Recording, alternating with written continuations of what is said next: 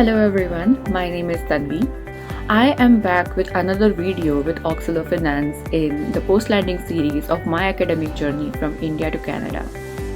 In the last video of the post-landing series, we spoke about what to do once you land at any Canadian airport. That is how to clear your immigration, the documents that you will require for immigration and so on.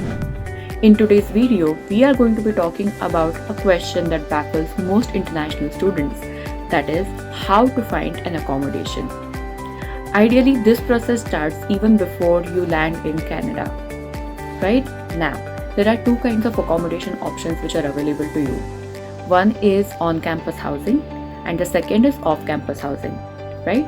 So on-campus housing is the residence that is provided by your university, and you can apply to it as you're applying to for your admission into the university. However, I completely understand that this kind of housing can be expensive. It is extremely competitive.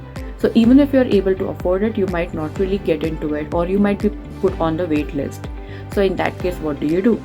In that case, you turn to the Facebook groups, you turn to social media to help you with any accommodation options available in your city.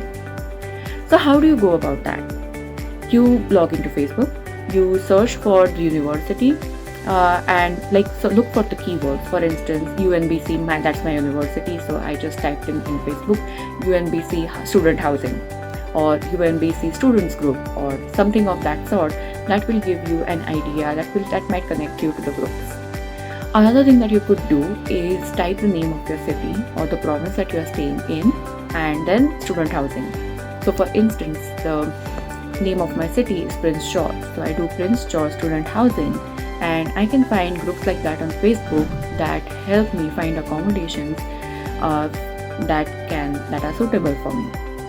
So what are some of the things that you need to remember while looking for student housing?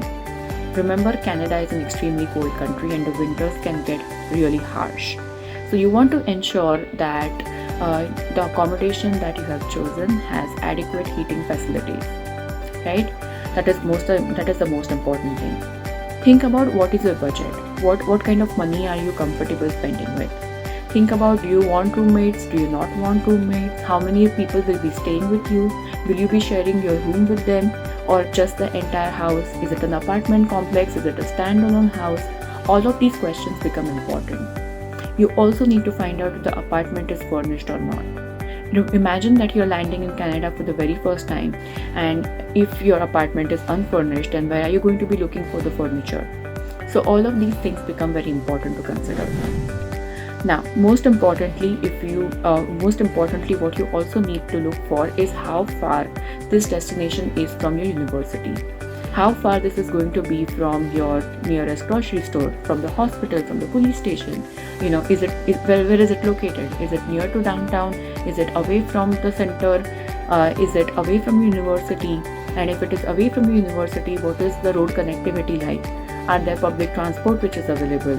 Can you easily find a carpool with your friends or whatever? All of these things become extremely important. Now, remember one thing, that Canada does not have a great public transport and we are mostly reliant on their cars. So finding the distance from your house to your university and the nearest bus stop that will take you to all these different places that I just mentioned becomes extremely important.